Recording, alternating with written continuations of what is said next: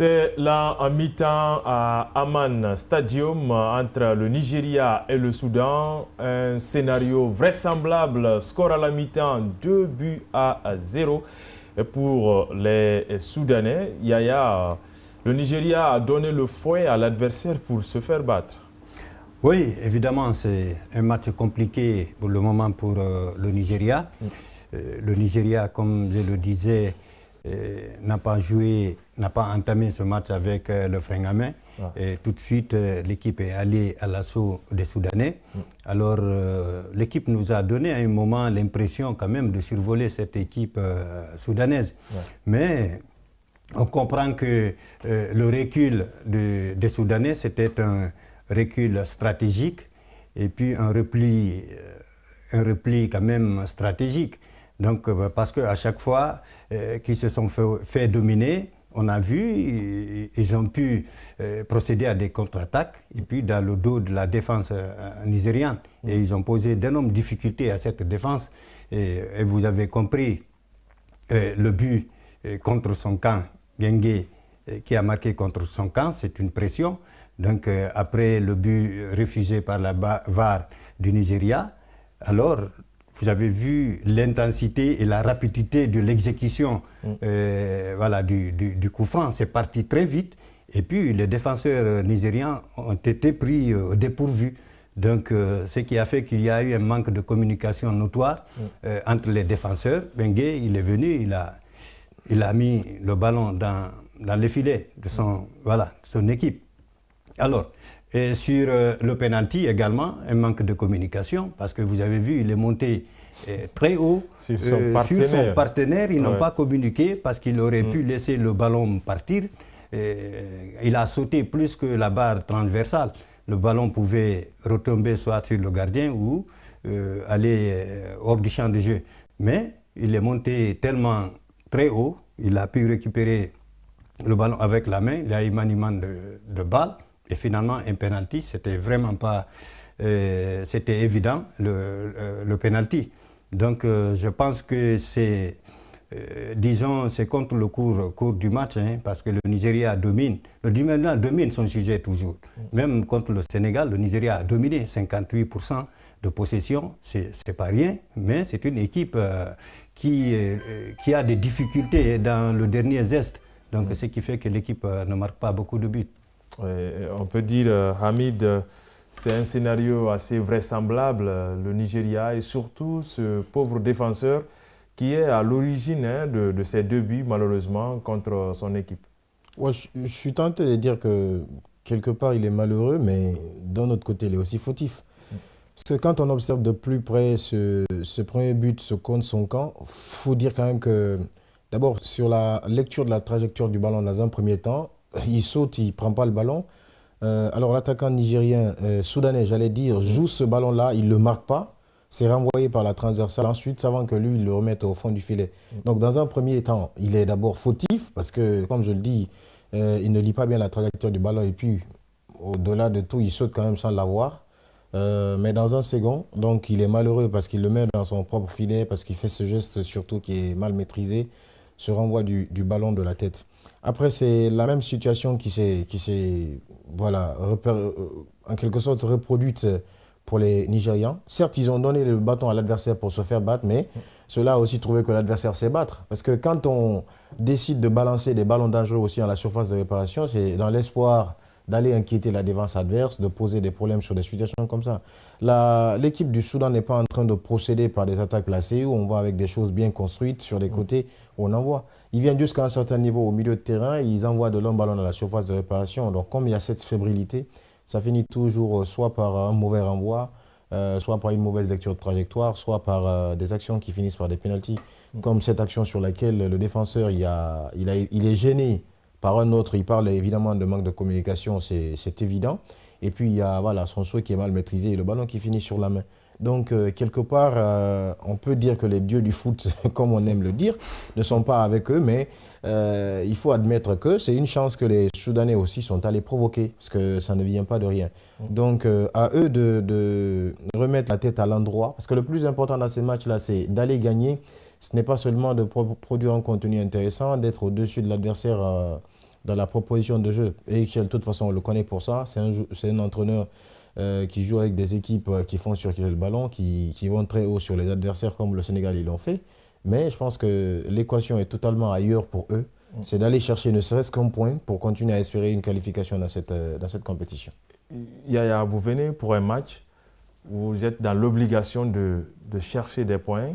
Patatras, vous prenez 2 buts, coup sur coup, et avec des erreurs monumentales de la défense. C'est compliqué pour cette équipe nigériane. Il faut le dire, quand vous prenez 2 buts comme ça, et occasionnés par un défenseur, sur le plan mental, ça affecte le mental, ça, il faut le dire, surtout le mental de celui qui a provoqué, qui a marqué contre son camp et a provoqué un penalty qui a été transformé. Lui, ça va être compliqué pour lui de continuer ce match s'il n'a pas un mental au beau fixe. Et donc je pense que à ce niveau, le Nigeria doit être très fort mentalement pour, pour les 45 dernières minutes. Sinon, franchement, c'est mal embarqué pour cette équipe du Nigeria. Parce que maintenant, le Nigeria, pour gagner, il faut marquer 3 buts. Donc, marquer 3 buts contre une équipe comme ça, qui joue avec des contre-attaques et qui sont franchement très embêtants devant, ça va être compliqué de marquer 3 buts. Donc, ce n'est pas impossible pour une équipe comme le Nigeria. Déjà, l'équipe produit du jeu, tout ça c'est bien, mais n'arrive pas encore à trouver le chemin de filet. Et c'est le plus important dans un match, surtout un match de ce genre où vous avez perdu le premier match. Donc, le deuxième match, vous le perdez, vous savez que c'est la maison. Donc, il y a des matchs qu'on gagne beaucoup plus dans le mental que dans les muscles. Et alors, il faudrait que le Nigeria soit très fort pour entamer la deuxième période. Voilà, d'entrée déjà, enfoncer le clou, comme on le dit, mais face à une équipe déjà qui, sur des faits de jeu, a pris le dessus, ne va pas forcément se laisser faire. Surtout qu'il a reçu quand même un avertissement. Ça, il faut le dire, le Soudan a été le premier à être averti, même si ce but quand même est refusé pour une position d'hors-jeu. Il y a une situation où pratiquement toute la défense était montée et le renvoi n'était pas bon. Je pense que ça, c'est un avertissement sérieux pour une équipe qui en avait besoin. Et sur la suite de la rencontre, on les verra très vigilants, ça c'est évident. Et ils savent surtout qu'ils ont fait le plus dur. Le plus dur, c'est d'aller chercher ne serait-ce qu'un but. Et eux, ils en ont 2. Donc, après avoir marqué 2 buts, je pense qu'eux, ils savent clairement que place n'est pas au jeu. La place est peut-être dans les tentatives de casser le rythme de l'adversaire, de l'embêter dans son développement du jeu. Ils savent que le Nigeria non plus ne va pas attendre. Ils vont se ruer vers devant pour aller chercher ce but-là. Donc, une situation dont il peut bien évidemment profiter parce qu'ils savent que les espaces vont être laissés derrière. Certaines autres situations peuvent se présenter à eux dont ils peuvent profiter pour aller chercher un 3e but. Donc, c'est aux voisins nigérians que le gros travail revient parce que ça va être périlleux. Vous êtes dans l'obligation d'aller chercher ce but pour réduire l'écart tout de suite et aller créer le doute dans la tête de l'adversaire. Mais quelque part, vous savez que si vous montez d'une certaine façon aussi, si ce n'est pas très blindé derrière, c'est compliqué. Et puis pour terminer aussi, il y a cette question qui va forcément tarauder la tête de l'esprit de l'entraîneur, qui va tarauder l'esprit de l'entraîneur. Faut-il sortir le joueur qui est fautif sur ces 2 actions pour relancer notre défenseur ou il faut il y aura du temps pour exactement. Prendre le rythme du jeu. Voilà.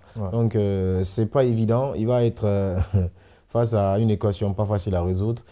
Et on espère qu'il trouvera les solutions parce que, comme on l'a dit, en cas de défaite, c'est terminé déjà pour le Nigeria. Voilà, être dans ce genre de situation, c'est entre le marteau et l'enclume. Oui, forcément, il faut lâcher les chevaux. Oui, c'est compliqué, c'est agaçant. Quand on est devant une équation de ce genre, difficile de trouver la solution. Est-ce qu'il faut le sortir voilà, parce qu'il a pénalisé complètement l'équipe ou est-ce qu'il faut encore le garder? Moi, si j'étais entraîneur, je le sortais parce que voilà, c'est un problème de mental. Est-ce qu'il aura le mental de continuer les 45 dernières minutes de ce match? Parce que, eu égard à tout ce qu'il a fait, souvenez-vous, contre le Sénégal, c'était le même qui avait occasionné, donc qui avait pénalisé l'équipe nigériane. Donc ça commence, ça fait trop. Hein. Et donc ça fait 3 fautes qui ont coûté la victoire et même le match nul à cette équipe nigériane.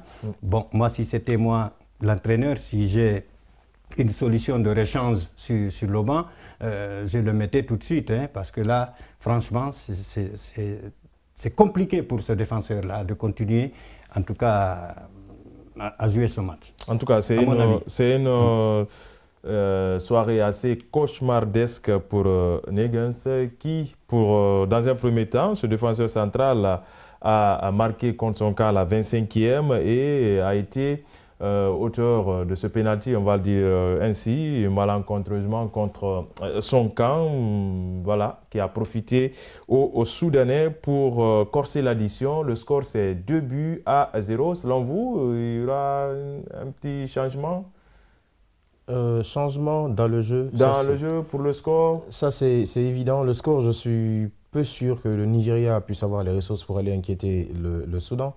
Déjà, il faut dire que même à 0-0, ce n'était pas évident de créer des occasions. Donc, maintenant que les Soudanais ils ont l'avantage, ils font forcément blinder derrière, attendre que l'adversaire s'expose. Ça, c'est évident. Et puis, en termes de structure aussi, je n'ai pas trouvé cette équipe nigériane très tranchante devant, au point de se créer énormément de situations nettes. C'est vrai qu'il y a eu ce but refusé, mais on sait que c'est parti d'une erreur grossière de renvoi.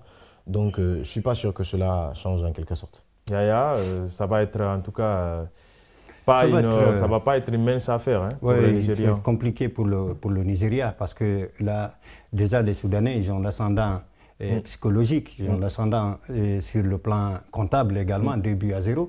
Ce n'est pas mince pour une équipe contre le Nigeria qui aujourd'hui n'arrive pas à être efficace. Hein. Le dernier geste ne réussit pas à cette équipe nigériane.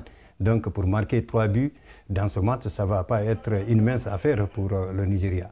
Et voilà, on saura tout de suite tout cela, cette équation assez difficile à résoudre pour le Nigeria face au Soudan. Le score est en faveur des Soudanais. On file à Amman Stadium pour la deuxième explication.